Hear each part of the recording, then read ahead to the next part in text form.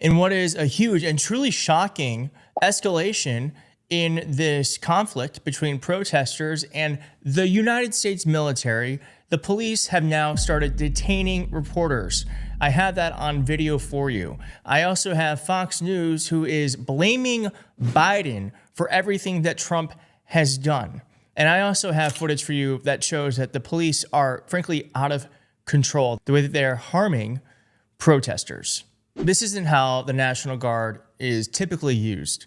And Nicole Wallace of MSNBC had some great history on what the National Guard is typically used for, and it couldn't be more different than what's happening right now. Watch this.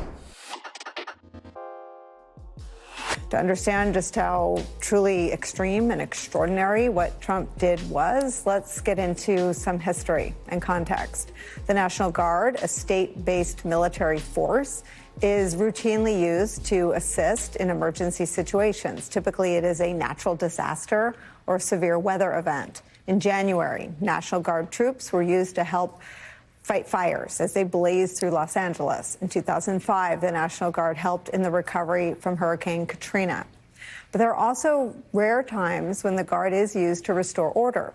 In the year 1992, then President George H.W. Bush deployed troops in response to riots that broke out after Rodney King, the Rodney King riots they're referred to. But he did so, this is important, after California's governor at the time asked him to do so. So what we saw this weekend was neither of those things. It was Trump calling in the National Guard in defiance of California's Governor Gavin Newsom's wishes. So yes, the National Guard has been brought in before, but that was with the wishes of the governor. That was during what was extremely extreme circumstance during the Rodney King riots. And so the only other time that the National Guard have been invoked with this Article 10 that Trump has used was when Lyndon Johnson did it. But Lyndon Johnson did it against the wishes of Governor George Wallace, who was a segregationist. Lyndon Johnson did it to protect protesters, to ensure the safety of the marchers, allowing them to complete their journey and highlight the struggle for voting rights. So we had one president who did it against the wishes of a racist governor so that protesters could be protected. We have this president, this authoritarian, who is bringing in the military for 2,000 protesters in Los Angeles. He brought in 700 Marines. I believe he's bringing in 2,000 more members of the military. It's unfathomable what is happening. I also have a former CIA director talking about what this moment means and how this is not going to turn out well for anyone. Deploying active duty troops on the streets of American cities was the red line for General John Kelly. It's what got him to speak out ahead of the election for the first time ever in an interview. It was also a red line for Mark Esper, Trump's first Secretary of Defense after Secretary Mattis left, as well as former Chairman of the Joint Chiefs Mark Milley. There were confrontations in the Oval Office with Trump and Stephen Miller about doing just this. We're 120 or 30 days in, and he's now crossed that red line. Where are we heading? Nowhere good, Nicole. It should be a red line for everyone. That's not to deploy U.S. forces domestically here. It's clear that Donald Trump is tearing this country apart. He's pitting American citizens against one another. The National Guard men and women who have been deployed to the streets of Los Angeles, they're citizens of California. I'm sure they don't like the idea that they have to fulfill their obligations as National Guards people, despite the recommendations, the strong recommendation of the governor and the mayor not to do that. But Donald Trump is determined to have this confrontation and provoke confrontation. And that's why just listening to Mike Johnson basically say it's okay to deploy U.S. military forces domestically here against American citizens. I mean, just after 120 days or so of this administration, I can just, imagine where it's going to go over the next 120 days and over the next 3.5 years. It's not going to go anywhere great. Real quick, if you can like this video, it is one of the best ways to get this into the algorithm. This is such an important time right now. We have to make sure as many people see this as possible. This message needs to get seen. So if you could hit like, it does help a lot, and it means a lot to me. Thank you so much. And it's obviously escalating now because Donald Trump is now having reporters detained, where this reporter, we see, it happens live on TV. And we hear that this reporter was actually asked to put his hands behind his back. Here's this full clip. Flyers and posters saying CNN? It's time to escalate. Wait 1 second, John. Hold on. Yeah, I want to. go ahead. Jason, Yep. what's going on? I hear you. Am I seeing Jason Carroll being?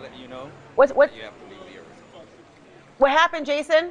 I am being detained. I'm being detained, Laura. I'm not being arrested. Correct, officers? Did you hear what he told you? No. We're letting you go, but you can't come back. Okay. Because then if you come back, then you go. Okay. Okay, please? Okay. Thank you. Thank you, officer. Take care. You too. Nice to meet you. Good luck. Thank you. Okay. Thank you. What happened, If Jason? you guys can still hear me, what happened was I was. Yes. I'm Chris with the New York Times. We got video of you guys. Oh, you did? If you need it later, Thank you. call New York Times. I appreciate that. I can hear you still, Jason. What's happening? So we here's what happened, Laura. I was called over, and the officer told me to put my hands behind my back. I was called over, and the officer told me to put my hands behind my back. I said, am I being arrested? He said, you were being detained. I was walked out of the area. They took down my information. Oh, I'm losing his IFB right now. I can't hear you, Jason. Well, I'm outside the perimeter, Laura. Again, I think you heard John Miller explain it, and I think he explained it best. As I was walking over to the officer, tried to explain who I was, identified who I was with. I turned. He said, "I'd like you to turn around." I turned around and I had my hands behind my back. They did not put me in zip ties, but they did grab both of my hands as I was escorted over to the side. They said, "You are being detained while we lead you out of this area." Ridiculous and scary. We only see this sort of stuff in Russia, China, North Korea, Hungary. This shouldn't be happening in the United States. Detaining and what looks like they were almost going to arrest reporters. And as that former CIA director said, this is just 120 days in. Where are we going to be in 120 more days from now? In a year? In 2 years? I just don't think we can sustain this. And I don't know what the fuck Fox News is doing. What are you doing? Because they say that this is Biden's legacy, coming to a blue state near you. Because a few anarchists set some cars on fire because Donald Trump escalated this by bringing in the military. And Fox is framing it like this. It is unconscionable. It is so irresponsible. And if something truly awful happens in this country, it'll be on their hands.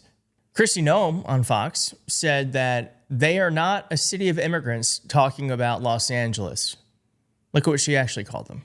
Has allowed her city to be completely devastated with crime, and now she's holding press conferences talking about the fact that people have the right to peacefully protest and that they're a city of immigrants. Well, they're not a city of immigrants, they're a city of criminals, because she has protected them for so many years. And so that's a really nice way to talk about fellow Americans. 3.8 million people, I believe, live in Los Angeles. You're calling each and every one of them a criminal? It's disgusting. And it's not true. Protesters are also being arrested in Dallas. The protest has spilled over to Dallas. Here's a bit of that. Down from any of these cases. In fact, Homeland Security Secretary tonight on Fox saying they're going to arrest and charge protesters who are assaulting officers. So this is happening in real time, and it is the clash also, Caitlin, of immigration and law and order, two of the main issues.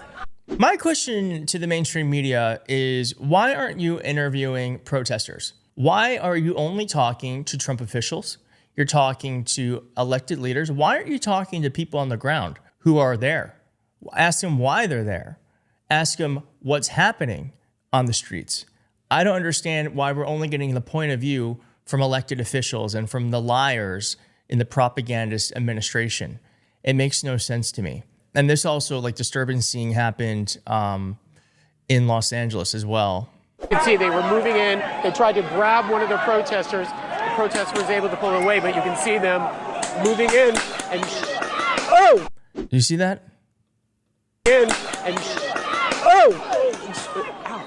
It's just so unnecessary. And Pan Bondi said this about what happens to people who hurt law enforcement. My thought on the other side. You spit on a federal law enforcement officer, no more. As President Trump said, you spit, we hit. Get ready. If you spit on a federal law enforcement officer, we are going to charge you with a crime federally. You are looking at up to 5 years maximum in prison. Anyone think about January 6th?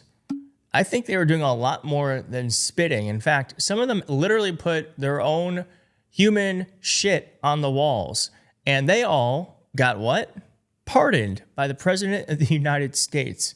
So the hypocrisy is on full display here, but that is the point. That is the point. They want lawlessness for anyone on their side, and they want nothing but extreme, harsh, it's not even justice, extreme, harsh penalties to people on our side who are fighting for justice. So we're going to keep watching this. This is obviously escalating. And I just want to give a shout out to the reporters and the protesters who are on the street who are putting their bodies literally on the line to stand up for our country and to report on what's happened. Thank you for doing that. Thank you for watching. If you liked the video, please hit like on the video. If you're not subscribed, consider subscribing, and I'll see you next time. Thank you so much.